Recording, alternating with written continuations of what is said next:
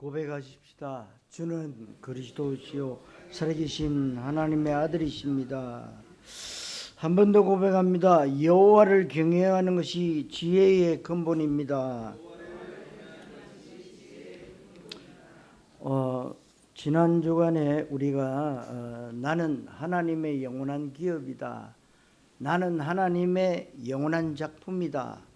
나는 하나님의 영원한 유산이다. 그렇게 말씀을 드렸고, 그 언약을 붙잡고 여러분들이 말씀을 들을 때에 정말 살아가는 그 힘, 영적인 힘을 가지라고 했습니다. 그리고 영원한 작품이기 때문에 세상을 바꾸는 힘을 가져라. 그리고 영원한 유산이기 때문에 시대 살리는 힘을 가지고 가라 그랬어요. 그래서 여러분들이 절대 불가능이 너무 많습니다. 그러나 언약 바로 잡으면 절대 가능의 언약이 여러분 손에 잡히기 때문에 하나님이 하시는 겁니다. 그래서 여러분들이 가장 낮은 데로 가서 영적 서밋이 되면 됩니다. 그래서 날마다 우리의 삶이 뭐냐? 확신을 가지라. 확신이 있는 여러분들의 신앙생활이 되어야 됩니다. 문제 생기고 어려움 오고 이러면요 늘 흔들흔들해요. 그래서 여러분들이 두 가지를 병행하게 하시는 하나님의 언약을 붙잡아야 됩니다. 무슨 말입니까? 형통한 일이 일어나면 기뻐해라. 그리고 안 좋은 일, 공고한 일이 일어나면 뒤를 돌아볼 줄 알아야 돼요. 왜? 하나님이 여러분을 통해서 뭔가 하실 일이 있다 이 말이에요. 우리는 공고한 일을 그거 말고 정말 형통한 일만 내게 주옵소서. 그러니까 여러분이 응답을 못 받는 겁니다. 하나님은 언제든지 형통한 일보다는 공고한 일을 통해서 하나님은 여러분들에게 뭡니까? 축복하시는 거예요. 이상하지요? 여기에 다 우리가요 사단에게 다 속아요. 속지 마세요. 사람 말에 속지 마세요. 하나님의 말씀을 언약으로 붙잡아라. 그래서 오늘 말씀을 통해서 세임과 은혜 받고 결정적 은혜 응답받는 시간이 되시기를 바랍니다. 사람들은 별 수 없이 환경에 속고 사람에게 속고 돈에 속고 문제, 현실, 내 수준, 능력의 영향을 많이 받고 사단에게 계속 속습니다. 현실 문제를 가지고 속이고 내 수준과 능력 가지고 속이고 내 감정을 통해서 사람을 통해서 물질 문제나 어려움을 통해서 속이고 넘어뜨리려고 합니다. 자기를 이 자기 자신이 얼마나 어리석은지 모릅니다. 그렇게 사기를 치지도 말아야 되지만 우리가 사기도 당하지 말아야 되는데 사기당하는 것도 잘못이에요. 그러니까 여러분들이 저 중국 사람들은 좀 이상해요. 뭐 한 주간 동안 지금 지구촌 선교교회에서 한 50명이 오셔서 중국 사람들 오늘 아침까지 다 갔는데요. 이 사람들이 특징이 뭐냐? 사기당했잖아요. 사기당했다 신고하면 왜 사기당했냐? 사기당하지 말지 왜 사기당했냐? 당연한 걸로. 그게 뭐요? 공산주의 사상입니다. 사기치는 것도 우리는 뭐요? 사기당했다 그러면 난리 나잖아요. 은행에 사기당했다. 은행 몰려가가지고 난리인데 중국은 그건 다 통하지 않아요. 여러분 사단이요 얼마나 여러분을 사기치는지 몰라요. 사기당하는 것은 사기당한 만큼 어리숙해 있기 때문에 당하기에 여러분이 사단한테 속으면 안 된다. 여러분들이 사기당할 때는요 틀림없이 여러분들의 영적인 상태 돌아볼 줄 알아야 돼요. 내가 영적 상태가 하나님과의 관계가 바르지 못했구나. 내가 하나님의 영원한 기업이고 작품이고 유산이라 그랬는데 내가 당하지 않는 힘이 없으니까 당하는 거예요. 누구에게 원망할 것 없다. 여러분이 그래서 영적인 힘을 가져야 되는데 어디서 가지느냐? 예배를 통해서. 예배를 통해서. 그래서 사단은 우리의 약점을 파고들고 우리의 부족한 것을 파고들고 율법적으로 파고듭니다. 그래서 저와 여러분들이 그리스도로 확립되지 않으면 속을 가능성이 굉장히 많습니다. 사랑하는 성도 여러분, 오늘 말씀을 통해서 새 힘을 꼭 얻게 되시기를 그리스도이신 예수님 이름으로 축원합니다. 첫째로 지혜가 있어야 됩니다. 하나님은 우리 앞길에 두 가지를 병행하신다고 했습니다. 공고한 일도 있고 형통한 일도 있고, 어떤 사람들은 어려움이 하나도 없어야 믿음이 좋다고 말하는데 그것은 옳지 않는 일입니다. 여러분, 그렇다면 요셉은 얼마나 공고한 일이 많았습니까? 하나님은 일부러 우리에게 형통한 길도 주시지만 공고한 일도 주시고 고전 길과 굽은 길을 함께 주신다고 했습니다. 하나님은 일부러 우리를 사랑하시기 때문에 때로는 형통한 일도 주시고 공고한 일도 주시고 굽은 길도 주시고 고전 길도 주십니다. 훌륭한 사람들은 훌륭한 일 때문에 자꾸만 속는다 이 말이죠. 그래서 중요한 사실은 하나님이 주시는 모든 것은 모두 최고로 좋은 것임을 반드시 알아야 된다. 그래서 여러분들이 공고한 일이 일어날 때 어떻게 해요? 가장 낮은 데로 가서 섬이 되라. 가장 낮은 데, 가장 안 좋은 곳. 이것을 알려면 영적인 분별력이 있어야 되고 영안이 열려야 되고 영적인 지혜가 있어야 됩니다. 지혜가 없는 사람은 속는 경우가 많아요. 여러분들이 세상의 지식 가지고 말하는 게 아닙니다. 하나님이 주시는 것은 지혜예요. 세상에 배우는 건 지식입니다. 여러분, 지식과 지혜는 달라요. 성경이 말하는 지혜는 책을 많이 읽고 공부를 많이 해서 얻는 지혜가 아니라 그것은 지식이다. 지혜의 근본적인 출처는 하나님이시기에 언약적 은혜를 받으면 굉장히 지혜로워집니다. 배운 것이 없는데도 굉장히 지혜롭기 때문에 굉장히 많이 배운 사람을 살리고 도와줄 수 있습니다. 그 예가 베드로입니다. 베드로는 어부 출신이요. 공부한 적이 없어요. 그런데 하나님이 주신 지혜를 덧입으니까 뭐요? 천하 인간에게 구원을 얻을 만한 다른 힘을 우리에게 주신 적이 없다. 너희들이 매달아 죽인 그 바로가 예수가 그리스도다. 당당하게 말했어요. 그래서 오늘날도 지금 교황청에 가면은 꽃갈 모자 쓰고 막대기 들고 있는 그 사람이 뭐요? 베드로 대신하는 겁니다. 베드로 대신이요. 여러분, 우리는 하나님의 자녀이면서 뭡니까? 하나님이 저와 여러분을 전도자로 부르셨다. 그렇다면 미래와 과거와 역사를 잘 볼 수 있고 나에게 오는 이런저런 문제를 잘 해석할 줄 알아야 돼요. 전도자로 불렀다면 나 자신의 정체성을 깨닫게 되고 시대적 하나님의 뜻이 무엇인지를 여러분 아셔야 된다. 그래서 지혜 있는 사람은 내가 이 시점에서 무엇을 하면 어떻게 왜 살아야 되는지에 대한 정확한 답을 얻게 되고 하나님의 시간표를 알게 된다는 겁니다.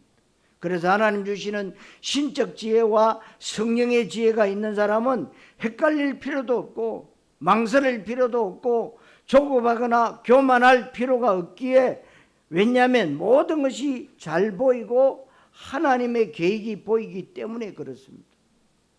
잠언 9장 10절에 여호와를 경외하는 것이 지혜의 근본이라고 했는데 여호와를 경외하는 것이 지혜와 지식의 근본이라는 말에 여러분들은 무조건 아멘 하셔야 돼요. 아멘입니다. 왜냐하면 하나님을 경외하지 않는 사람은 굉장히 똑똑한 것 같은데 가장 중요한 것을 모르기 때문에 무식합니다. 여러분 아시다시피 지금 이스라엘 민족이요, 세계적으로 IQ가 제일 높고 똑똑하고 전 세계를 움직이는데 왜 전쟁 계속 납니까? 하나님 주시는 지혜를요 몰라요. 그 지혜가 어디서 납니까? 예수님이 그리스도인데요, 그 언약을 몰라요. 이 세상에 왜 재앙이 이렇게 비가 많이 와가지고 세상에 집들이 많이 떠내려가고, 저 북한의 압록강 뒤에는 5,000명이 떠내려갔다고 하는데요, 얼마나 많은 사람들이 죽으냐 말이요. 왜 그렇습니까? 왜 재앙이 있습니까?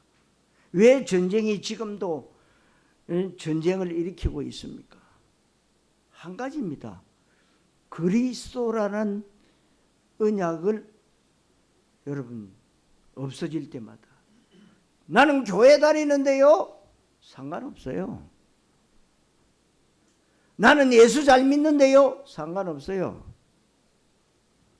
여러분 그리스도 올바르게 알아야 돼요. 그러니까 예수 잘 믿고 지옥 가고, 예수 잘 믿고요 어려움 당하고, 예수 믿는데 왜 그렇게 고통, 어려움, 재앙을 당하느냐 말이요. 여러분 인생이 무엇이고 어디에서 와서 어디로 가는지, 인생 최고의 가치가 무엇이고, 왜 이 땅에는 행복보다 불행이 많고 왜 이 땅에는 형통한 일보다 공고한 일이 많은가에 대해서 여러분들은 아셔야 됩니다. 세상의 지식인들이 이거 몰라요. 왜 지금 이렇게 편리하고 모든 것이 발달하고 풍요롭고 최첨단인 시대에 자살자와 이혼과 마약과 음란과 도박, 우울증, 불면증이 왜 많아지는 이런지 말이요. 여러분 왜 많아집니까? 여러분들이 밥 먹고 그것만 연구해도 몰라요. 암만 연구해도 몰라요. 그 똑똑한 이스라엘 백성들이 지금도 모르고 있다니까요. 참 이상하지요. 그런데 이방인 여러분들이 알았다. 이게 기적이단 말이에요. 우리 장로님이 기도하셨잖아요. 참 선지자, 참 제사장, 참왕이신 그분이 누구냐? 그리스도예요. 우리 인생의 모든 문제를 해결하신 그분, 십자가에서 태텔에서 다 이루었다. 우리의 과거 문제, 현재 문제, 미래 문제까지 십자가에서 끝냈다. 그런데 우리는 안 끝났대요. 그래서 늘 생각이 방황하고 교회는 와서 앉아있지만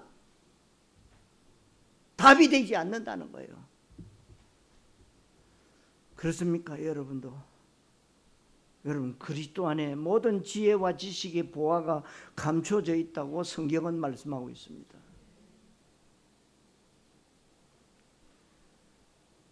하나님을 경외하는 것이 지혜와 지식의 근본인데, 잠언 1장 7절에 미련한 자는 지혜와 훈계를 멸시한다고 했습니다.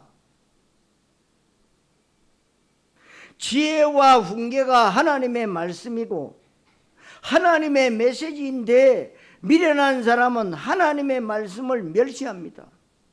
성경 말씀을 무시하고 메시지를 듣지 않으려고 하는데, 여러분 이것은 굉장히 미련한 것이라는 겁니다. 그래서 골로새서 2장 8절에 철학은 헛된 속임수요 이 세상 학문은 초등학문이라고 했는데, 저는 분명히 그렇다고 봅니다. 그렇다면 공부 잘해서 최고 대학교 박사학위 받아야 되고, 그 사람의 지식 수준은, 그러나 초등학교 수준이라고 성경은 정확하게 말씀하고 있습니다. 세상에 아무리 박사학위가 7개라도 여러분들이 그 바울이 사울일 때의 모습을 한번 보세요. 자기는 박사학위가 7개야. 그런데 뭐만 몰랐냐? 그리스도만 몰랐어요. 그래서 내가 그리스도를 얻고 난 뒤에 내 모든 가진 거 있는 거 이거 배설물로 여긴다. 고백했어요. 왜냐하면 더 중요한 것, 더 본질적인 것을 하나님에 의해서 창조된 피조물이 하나님을 모른다면 어떻게 되겠습니까? 하나님이 인간을 창조하실 때 하나님의 형상대로 지으셨고 인간에게 목적을 가지고 하나님이 지으셨는데 그 인생의 목적이 무엇인지를 알지 못한다면 얼마나 불쌍한 인간이겠습니까? 그러니까 학문이 초등학문에 불과한 겁니다. 본문 11절 12절에 지혜는 유산같이 아름답고 지혜는 돈의 그늘 아래에 있는 것보다 유익하다. 이렇게 표현했는데 돈의 그늘 아래에 있는 것과 지혜의 그늘 아래에 있는 것을 말씀했습니다. 오늘 성경에 돈의 그늘에 있다고 재미있게 표현했는데 여러분 지혜의 그늘 아래에 있는 언약적 믿음의 사람 되시기를 바랍니다. 지혜가 있는 사람은 그 지혜를 가지고 지혜로운 사람을 또 살리고 하나님이 주시는 언약적 지혜가 있는 사람은 성공자를 살릴 수 있습니다. 사랑하는 성도 여러분, 높은 사람을 살리고 돈 많이 번 부자들을 살리는 증인 되시기를 그리스도이신 예수님의 이름으로 축원합니다. 두 번째로 지혜 있는 자입니다. 성도 여러분, 이 지혜가 과연 어디에서 올까요? 베드로가 어느 날 예수님을 그리스도로 고백했고 그때부터 베드로는 신적 지혜가 시작되어집니다. 이렇게 신적 지혜가 시작된 베드로가 사도행전 4장 3절에 사람들이 깜짝 놀랄 만큼 굉장한 시대적인 메시지를 하잖아요. 베드로는 출신이 갈릴리 어부입니다. 다시 말하면 무식하다 이 말이에요. 수준 떨어진다 그 말입니다. 그런데 실제로 베드로는 학문이 없고 배운 게 없고 그저 물고기 잡아서 팔아서 먹고 사는 인생이에요. 그런데 어느 날 예수님을 만나고 어느 날 가이사라 빌립보에서 예수를 그리스도로 고백하고 베드로가 고백했던 그 그리스도가 사도행전 1장 2장을 통과하면서 베드로의 그 그리스도 나의 그리스도가 된 것입니다. 여러분들이요 베드로의 그리스도가 여러분의 그리스도가 되어야 됩니다. 성경 속에만 있는 그리스도가 되면 안 됩니다. 나의 그리스도. 이 베드로가 그랬더니 베드로가 사도행전 3장으로 넘어가니까 은과 금은 내게 없거니와 내게 있는 것으로 네게 주노니 곧 나사렛 예수 그리스도 이름으로 일어나 걸어라. 사도행전 3장 16절에 얘기하고 있지 않습니까? 드디어 베드로가 고백했던 그리스도가 나의 그리스도가 되었고 나에게 사실적으로 확인되어지고 발견되어지고 체험되어진 그리스도가 되는 겁니다. 여러분들이요 자세히 쳐다보세요.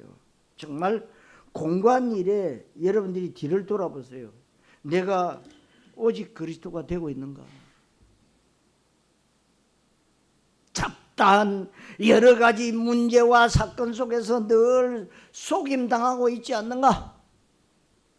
나는 정말로 언약 붙잡고 언약 따라 인도받고 있는가? 여러분들이 뒤를 보라. 여러분 뭔가 하는 게 중요하지 않습니다. 올바른 언약을 붙잡고 그 언약을 누리고 있는가? 이게 중요해요. 우리는 뭔가 교회 오면 뭔가 헌신하고 봉사하고 충성하고 이런 것을 믿음이 좋다고 기준을 삼는데 틀렸습니다. 엉뚱한 길로요. 그래서 전 세계 교회가 문을 닫고 있는 거예요 지금. 그래서 어떤 분은 그럽니다. 아직도 교회 다니고 있나? 도 안 통했냐? 그런 말도 해요. 교회 다니면 도 통합니까? 아직도 교회 다니나? 여러분들이요 그리스도 안에 있으면요 모든 지혜와 지식의 보화가요 차고 넘쳐요. 그럼 매주일마다 여러분들이 교회에 와서 예배 드리면서요 언약 붙잡아야 돼요. 아니 요즘 세상에 꼭 교회당 가야 되냐? 집에서도 할 수 있다. 할 수 있습니다. 코로나 시대 때 3년 동안 거의 뭡니까? 교회 안 오고 집에서. 그런데 처음에는 어떻게 했습니까? 올바르게 앉아서 예배 드렸습니다.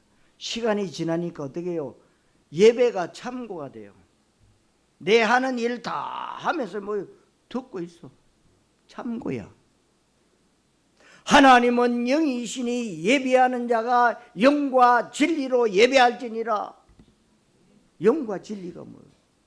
신령과 진정으로 예배할지니라. 예배가 신령과 진정이 아니고 참고 예배.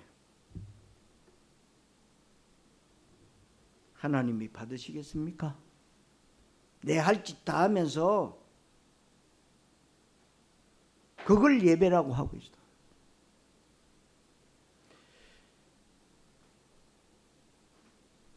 저와 여러분들은 사도행전 1장 2장을 통과해야만 되는 것입니다. 이때부터 베드로는 수많은 엘리트와 수많은 종교 지도자와 수많은 성공자들에게 영향을 주고 답을 주는 시대적인 메시지를 말하게 됩니다. 하나님 주신 신적 지혜가 있어요. 그러니까 그 유대 해당에 있는 그 모든 사람들이요, 그분들이 얼마나 공부를 많이 한 사람들입니까? 깜짝 놀랐다고 했어요. 천하 인간에게 구원을 얻을 만한 다른 이름을 우리에게 주신 일이 없습니다. 그 어떤 신학자, 종교 지도자도 말할 수 없었던 어마어마한 시대적인 메시지를 베드로가 하는 것을 보고 사람들이 깜짝 놀랐습니다. 대제사장, 서기관, 바리새인들이 깜짝 놀랐어요. 베드로를 우리가 잘 아는데 학문 없고 평범한 사람으로 알았는데 어떻게 저렇게 신적인 지혜를 가지고 시대적인 메시지를 할 수 있냐고 사람들이 놀란 것입니다. 여러분들이 은혜를 받는데 종교적 은혜 받으면 수준 떨어지고 점점 지혜가 없어집니다.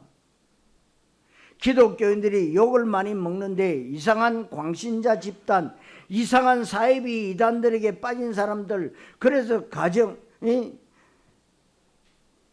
다 팽개치고 사회에 문제 일으키는 사람들이 나오는데 그들을 보면서 어떤 느낌이 듭니까? 이단들의 특징이 그거예요. 가정 팽개쳐버리고 그리고 사회의 문제를 계속 일으킵니다. 세상에 저렇게 어리석을 수 있을까? 저렇게 바보 같을 수 있을까? 다 덜 떨어진 수가 있을까? 이 사람들이 종교 은혜 받으니까 수준이 떨어지는 겁니다. 기독교는 복음에 담나지 않으면 귀신 섬기고 잡심 섬기는 종교들 가운데 가장 덜 떨어진 종교가 되는데 그리스도 모르면 그렇게 됩니다. 가장 수준 떨어지는데 종교적 은혜 받으면 그렇습니다. 그래서 우리는 예수가 그리스도 되시는 언약적 은혜를 받고 하나님 나라에 방향 맞추고 내 인생 최고의 목적이 그리스도와 세계복음화 되어지는 인생의 그야말로 흔들리지 않는 결정적 은혜를, 완전한 결론을 내리는 은혜를 받는 것이 언약적 은혜입니다. 이 언약적 은혜인데 이 언약적 은혜를 받으면 어떻게 될까요? 그때부터 하나님 주시는 신적 지혜와 신적 기능이 분명히 오기 시작합니다. 그리스도를 깨닫고 하나님 나라에 방향 맞추고 언약적 은혜를 받으면 하나님 앞에 많은 응답을 받습니다. 그리스도 깨닫고 나니까 진짜 이런 은혜와 응답이 오는 겁니다. 언약적 은혜를 바르게 잘 받는 사람은 얼마나 지혜로운지 모르는데 지혜로운 사람은 말이나 행동을 함부로 하지 않습니다. 작은 것 하나하나에 일희일비하지 않고 전체를 보고 멀리 미래를 내다보고 영적으로 보기도 합니다. 그래서 언약적 은혜를 받는 사람은 모든 것을 언약의 관점에서 보기 때문에 공고한 일과 형통한 일에 헷갈리지 않습니다. 좋은 일이 일어났다, 나쁜 일이 일어났다 영향받지 않고 내 감정이나 현실이나 사람의 말에 영향받지 않는데 잘 보이니까 영향받지 않는 겁니다. 그래서 언약적 은혜를 계속 받다 보면 우리가 세계복음화 해야 되기 때문에 하나님은 신적 지혜와 신적 기능과 하나님이 예비하신 숨은 복음 경제의 응답의 문을 반드시 열어주시게 되어 있습니다. 다윗의 물맷돌이 골리앗이라는 시대 문제를 해결합니다. 안디옥 교회가 세계복음화할 수 있는 복음 경제의 응답을 받습니다. 브리스길라 부부가 복음을 위해서 생명 걸었더니 그 사람들의 산업이 전도자 바울을 힘있게 돕고 로마 복음화하는데 부족함이 없는 경제학자가 이해할 수 없는 복음 경제의 문을 하나님이 열어주신 겁니다. 분명히 언약적 은혜를 계속 받다 보면 이런 일들이 일어나게 됩니다. 출애굽기 4장 16절에 하나님이 모세에게 하나님같이 되리라 말씀하실 때 모세는 이미 출애굽기 3장 18절에 은혜를 받은 것입니다. 희생제사, 그리스도구나. 은혜를 받은 거예요. 다른 것, 기복적이고 율법적이고 종교적이고 떡에 대한 은혜가 아니라 하나님의 최고의 소원, 피언약, 하나님의 최고의 관심, 그리스도, 이것에 대해서 모세가 은혜를 받고 났을 때 하나님은 모세에게 내가 사람들 앞에 하나님같이 될 것이다. 예수님도 요한복음 14장 12절에서 그보다 큰 일을 하리니 말씀합니다. 보혜사 성령을 약속하시면서 너희들이 보혜사 성령의 은혜를 바르게 받으면 나보다 큰 일도 하게 될 것이다. 분명히 그렇습니다. 누가복음 10장 24절에 70인 전도대가 현장에서 전도하고 돌아와서 예수님께 보고했을 때 예수님이 하신 말씀이 많은 선지자와 임금이 너희가 보는 바를 보고자 하였으되 보지 못하였으며 너희가 듣는 바를 듣고자 하였으되 듣지 못하였느니라. 우리는 그 사람들이 못 가는 곳에 갈 수가 있다 이 말입니다. 그리스도를 아니까 이 안에 모든 것이 다 있는 겁니다. 이게 바로 하나님의 언약적 은혜를 받는 사람들의 수준입니다. 불신자들의 인생 목적과 본론과 결론은 오로지 떡인데 건강, 자식, 명예, 성공, 출세, 사업 이런 것들입니다. 우리는 이 모든 것들이 서론에 불과합니다. 수준차를 알아야 되고 불신자의 형통을 부러워할 필요도 없고 불신자의 형통을 보면서 낙심할 필요도 없고 지금 내 것이 안 되고 불신앙을 안 된다고 해도 불신앙할 필요가 없습니다. 왜냐하면 이미 게임이 안 되고 경쟁 상대가 안 된다는 것을 알기를 그리스도이신 예수님 이름으로 축원합니다. 자, 세 번째로 분별하라 그랬어요. 이런 부분을 여러분들이 잘 분별할 수 있어야 합니다. 하나님은 훌륭한 사람, 노벨상 수상자, 착하게 사는 사람, 열심히 사는 사람에게 관심 없습니다. 우리는 인간들은 그렇지 않지요. 그런데 하나님은 관심이 없어요. 착하게 살든지 악하게 살든지 훌륭하든지 훌륭하지 않든지 돈이 많든지 없든지 게으르든지 성실하든지 하나님은 그 사람 인생에 관심이 없어요. 왜냐하면 하나님이 그 사람을 생명 살리는 일에 쓸 수 없기 때문에 그래요. 생명 살리는 그리스도의 비밀이 없고 하나님을 경외하는 근본이 없기 때문에 하나님은 쓸 수가 없습니다. 하나님의 소원은 현장을 변화시키고 흑암에 빠진 현장을 치유하는 것입니다. 사단에게 장악되어 있는 현장에 그리스도의 생명의 빛이 증거되고 복음이 증거되므로 거기에서 사람들이 구원받고 전도, 선교, 제자, 후대의 문이 열리는 것을 하나님은 기뻐하십니다. 이 중요한 일을 위해서 하나님은 복음 가진 사람, 예수가 그리스도이심을 고백하는 사람, 그리스도의 필연적 이유를 아는 사람을 사용하시기를 기뻐하십니다. 그렇다면 하나님은 지금 누구에게 관심을 집중하시느냐? 말할 것도 없이 그리스도를 고백하고 그리스도를 소유하고 그리스도를 말할 사람에게 하나님의 모든 관심이 집중되어지고 하나님의 특별 계획과 특별 간섭과 특별 역사하심이 시작이 되는 것입니다. 왜냐하면 하나님 나라의 귀중한 일꾼으로 쓰임받아야 되기 때문에 그렇습니다. 그래서 하나님은 이 사람들의 삶 가운데 일어나는 일들 가운데 아주 재미있게 세밀하게 개입하셔서 간섭하시고 인도하시는 것입니다.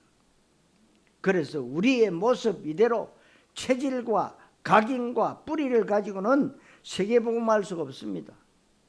출애굽한 이스라엘 백성들이 애굽 체질과 노예 근성에 쩌들어 있는데 그 체질과 근성 가지고 가나안 땅을 정복할 수가 없었습니다. 그래서 하나님은 우리를 다듬고 훈련시키고 준비시키기를 원하세요. 하나님의 인도하심의 방법 가운데 하나가 하나님이 우리에게 일이 일어나게 하는 겁니다. 형통한 일이 일어나도 교만하지 않도록, 공고한 일이 일어나도 낙심하지 않도록, 굳은 길이 생겼다고 절망하지 않도록, 고정 길을 간다고 평안한 마음을 갖지 않도록 언제든지 영적으로 여러분들이 긴장하셔야 돼요. 그리고 오직 주만 바라보도록 이게 하나님의 역사하시는 것입니다. 그래야 그 사람이 환경과 사람에게 영향받지 않고 그리스도 말하는 전도 제자가 될 수가 있습니다. 하나님은 본문 13절에 하나님께서 행하신 일을 보라, 하나님이 행하신다고 했어요. 우리에게 공고한 일과 형통한 일이 생기는 것도 하나님이 그렇게 행하신 것입니다. 구전 길과 고정 길이 내 앞에 펼쳐질 때에 그것도 하나님이 그렇게 하신 것이다. 이거 인정하면 됩니다. 형통과 공고 속에서도 교만하지 말고 안주와 다성에 빠지지도 말고 그렇다고 낙심하거나 절망하지도 말고 하나님이 하신 일은 언제든지 옳고 하나님이 나에게 주시는 모든 것들은 언제든지 최고로 좋은 것임을 인정하셔야 됩니다. 그래서 하나님의 은혜가 있고 그리스도 하나님 나라에 답을 낸 사람은 하나님 주시는 영적인 지혜가 있습니다. 그래서 실상과 허상을 구분할 수가 있는 것입니다. 히브리서 11장 1절부터 3절에 믿음장 아닙니까? 믿음장인데 믿음은 바라는 것들의 실상이요 보지 못하는 것들의 증거니 선진들이 이로써 많은 증거를 얻었느니라 그랬어요. 믿음으로 모든 세계가 하나님의 말씀으로 지어진 줄을 아나니 보이는 것은 나타난 것으로 말미암아 된 것이 아니니라. 이 말이 뭡니까 여러분? 믿음에 대한 정의인데 믿음은 실상은 보는 것이고 실상은 보이지 않는 것이 실상입니다. 세상에서는 눈에 보이는 것을 실상으로 알고 그것이 전부인 것처럼 살아가지만 믿음이라는 것은 아직 나타나지 않았지만 아직 눈에 보이진 않지만 그것을 보면서 가는 것이 믿음입니다. 그렇다면 실상과 허상을 바르게 알고 여기에 헷갈리거나 속지 말라. 실상과 잘 구분하라는 이야기입니다. 눈에 보이는 것은 허상인데 믿음은 눈에 안 보이는 실상을 따라가는 것인데 그 실상이 뭐겠습니까? 하나님이 살아계시고 하나님이 주권을 가지고 임마누엘로 나와 함께 계시며 나를 인도하시고 예수는 그리스도 되시고 하나님의 말씀은 성취되어지고 하나님의 나라는 확신되어져서 이 땅이 완성되어질 것이다. 이게 실상입니다. 아멘. 이 하나님의 최고의 영적 실상이 진행되는 그 속에 내 인생이 있기 때문에 그 속에서 하나님은 나를 전도 제자로 삼기를 원하신다는 사실입니다. 우리는 장래의 일을 알 수 없기 때문에 오직 주를 바라보는 겁니다. 하나님이 이 두 가지를 병행해 하신 이유는 장래의 일을 알면 안 되기 때문이에요. 장래의 일을 모르고 한치 앞도 내다볼 수 없기 때문에 그래서 나에게는 하나님의 은혜가 필요하고 그래서 나에게는 그리스도가 필요하고 오직 주만 바라봐야 될 것이다. 이런 중심을 가지기를 하나님은 원하십니다. 사랑하는 성도 여러분, 실상과 허상을 잘 분별할 줄 아는 정인 되시기를 그리스도이신 예수님 이름으로 축원합니다. 자, 결론, 모든 것을 언약의 관점으로 보라 그랬어요. 저와 여러분들의 삶에 별의별 일이 다 생겨나지 않습니까? 우리 삶 가운데 공고한 일도 있고 형통한 일도 있고 구분길도 있고 고정길도 있을 때 모든 것을 바르게 잘 보아야 됩니다. 그러니까 뭘 잘 보느냐가 너무 중요한 거예요. 그러면 여러분들 영적인 눈에 맞는 언약의 안경을 껴야 돼요. 우리 육신의 눈이 나쁘면 안경점에 가서 시력 검사해서 도수 맞는 안경을 맞춰서 끼잖아요.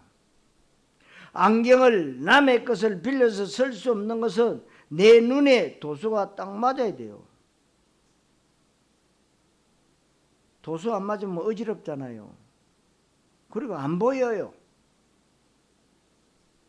영적인 눈이 있는데 눈에 보이지 않는 눈입니다, 여러분.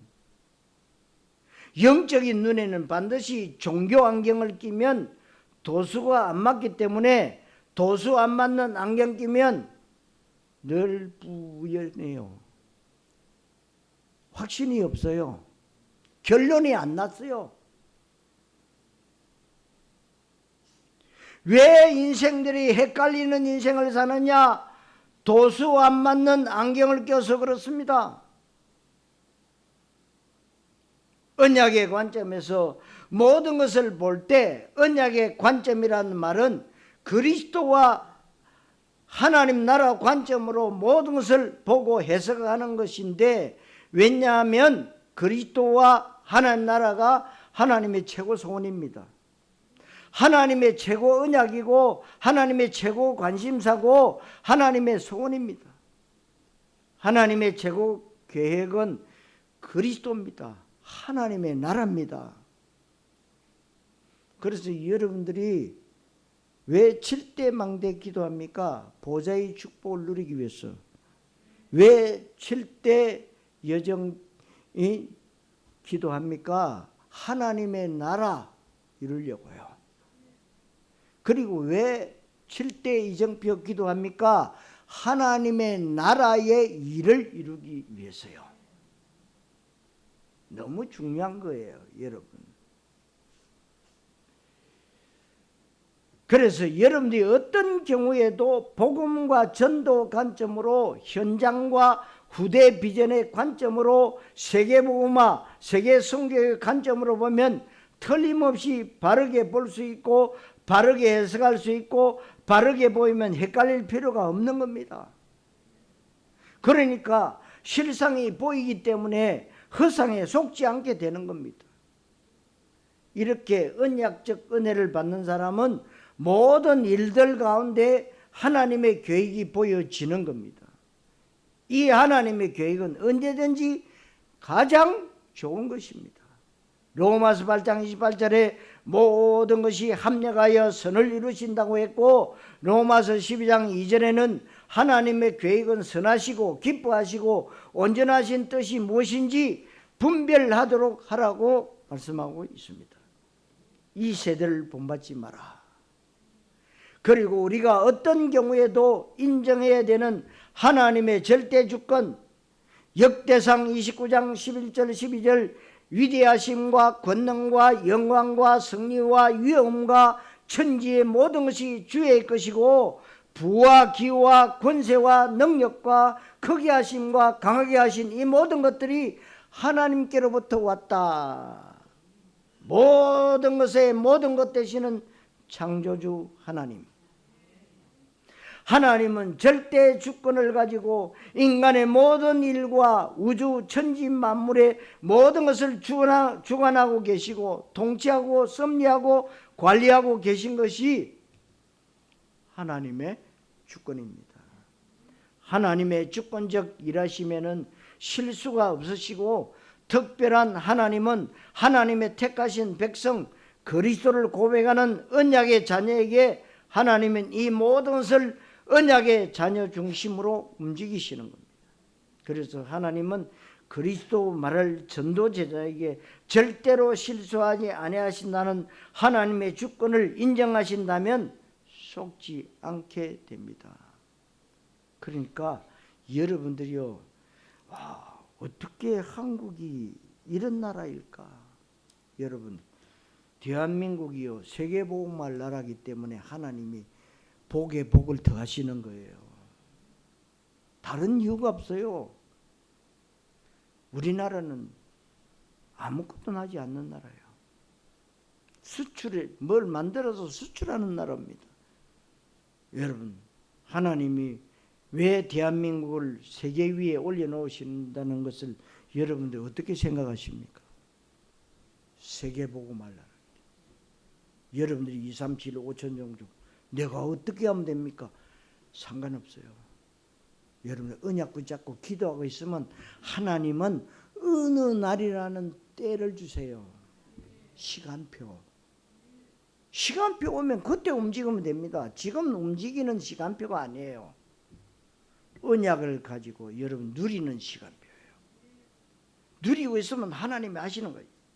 그래서 여러분들이 정말 기뻐할 때, 또 여러분들이 고민할 때 그때를 잘 보셔야 돼요. 그래서 오늘 두 가지를 병행하게 하사라는 말씀이 여러분의 평생에 언약이 되고 성취될 하나님의 말씀이 되고 이 시대 최고의 전도제자 축복 누리게 되시기를 그리스도이신 예수님 이름으로 축원합니다. 기도하겠습니다. 하나님 은혜 감사드립니다. 우리 인생 앞길에 공고한 일이 생길 때는 깊이 묵상하고 오직 주를 바라보게 하시고 형통한 날은 기뻐하고 하나님께 영광 돌리며 더 말씀 속으로 들어가게 하옵소서. 그리스도이신 예수님의 이름으로 기도하옵나이다. 아멘.